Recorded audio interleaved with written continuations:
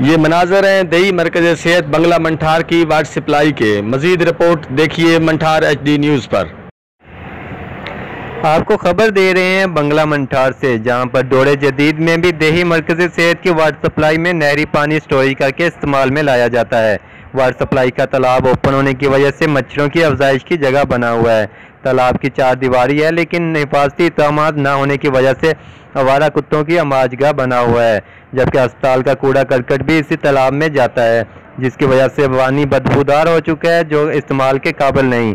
अस्पताल के क्वार्टरों में रहने वाले वर्करों का यही गिला है कि तालाब की अरसे दराज से सफाई नहीं की गई, जिसकी वजह से पानी नाकाबिले इस्तेमाल हो चुका है। इंतजामिया से अपील है कि तालाब की सफाई करके पानी को काबिले इस्तेमाल बनाया जाए। खबरों से बाखबर रहने के लिए सब्सक्राइब करें हमारा चैनल मंठार HD न्यूज़।